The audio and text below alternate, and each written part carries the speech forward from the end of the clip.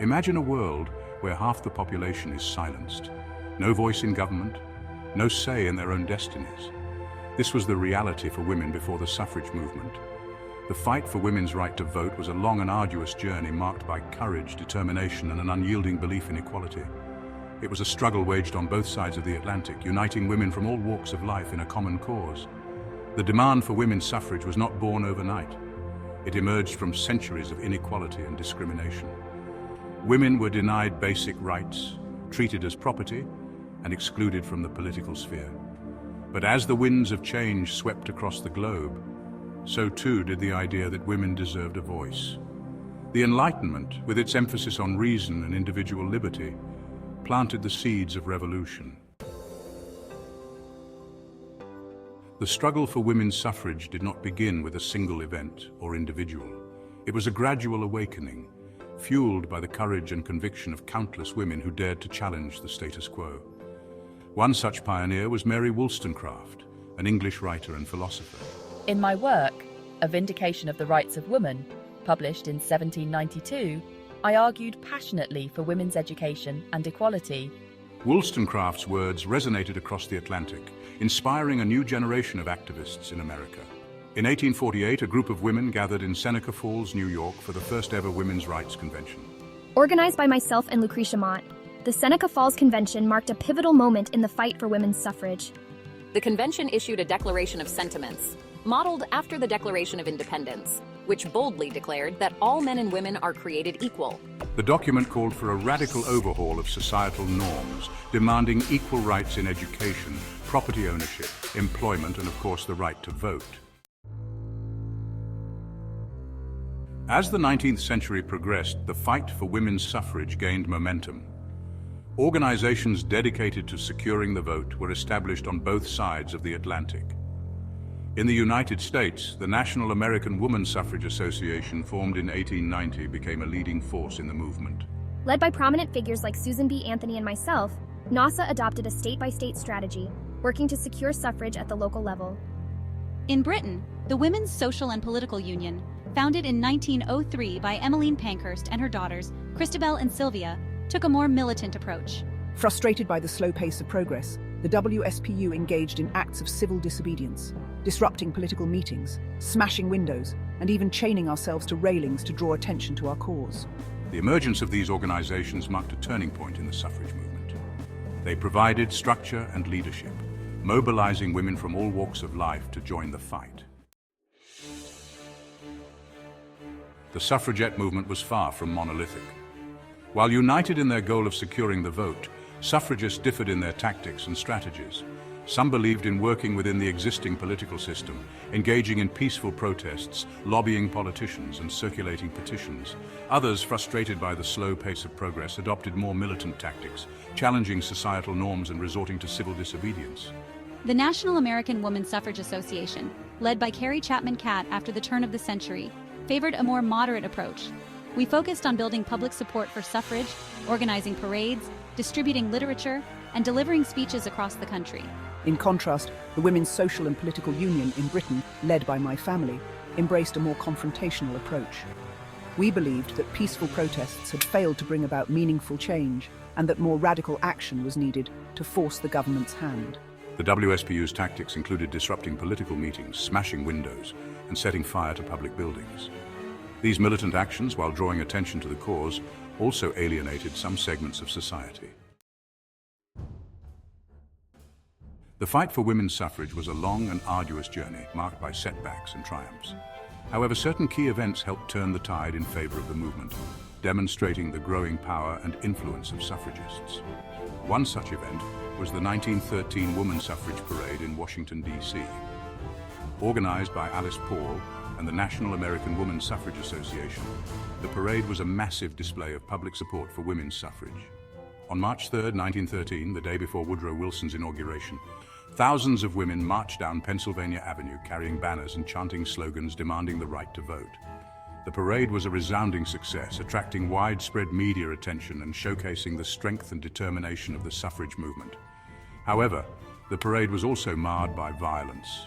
As the marchers made their way down Pennsylvania Avenue, they were met with jeers, insults, and physical attacks from onlookers.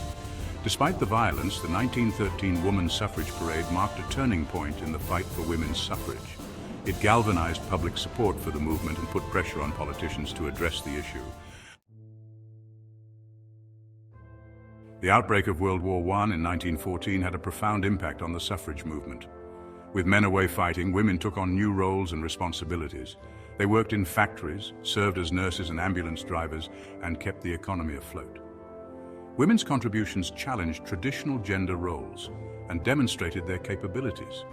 The war fostered national unity, breaking down barriers. Suffragists argued that women's sacrifices had earned them the right to vote. In the US, the National American Woman Suffrage Association, led by Mary Chapman Catt, used patriotic persuasion. In Britain, the Women's Social and Political Union suspended militant activities to support the war effort. After decades of struggle, the suffragette movement finally achieved its goal in the United States with the ratification of the 19th Amendment to the Constitution in 1920. The amendment, which prohibited the states and the federal government from denying the right to vote on the basis of sex, marked a watershed moment in American history. The road to ratification was not easy. Suffragists had to overcome fierce opposition from anti-suffrage groups who argued that women's suffrage would undermine traditional family values. However, the suffragists persevered, using a combination of peaceful protests, lobbying efforts, and public awareness campaigns to sway public opinion in their favor. The ratification of the 19th Amendment was a testament to the tireless efforts of generations of suffragists who had fought tirelessly for women's right to vote. It was a victory not only for women but for democracy itself, expanding the franchise to include all adult citizens regardless of gender. While American suffragettes celebrated their victory, the fight for women's suffrage continued in other parts of the world. In the United Kingdom, women had been campaigning for the vote for decades, facing similar opposition and challenges as their American counterparts. The Representation of the People Act. 1918 granted limited suffrage to women over the age of 30 who met certain property qualifications. However, it was not until 1928 that women in the UK achieved full suffrage on equal terms with men. The Equal Franchise Act of that year removed all remaining restrictions on women's suffrage, granting all adult women the right to vote. The victory was the culmination of decades of struggle by British suffragists who had employed a variety of tactics, both peaceful and militant, to advance their cause. From Emily Davies's iconic protest at the Epsom Derby to the hunger strikes and forced feedings endured by imprisoned suffragettes, the fight for suffrage in the UK was marked by both courage and sacrifice. The suffragette movement left an enduring legacy, not only in the United States and the United Kingdom, but around the world. The movement's success in securing the vote for women was a testament to the power of grassroots activism and the importance of persistence in the face of adversity. The suffragette struggle also inspired future generations of activists fighting for social justice and equality. By securing the right to vote, women gained a voice in the political process and were able to advocate for their own interests. This led to greater female participation in government, with women holding elected office at all levels, from local councils to national parliaments. The suffragette movement also helped to change societal attitudes towards women. By challenging traditional gender roles and demonstrating their capabilities in the public sphere, suffragettes helped to break down stereotypes and pave the way for greater gender equality in all aspects of life.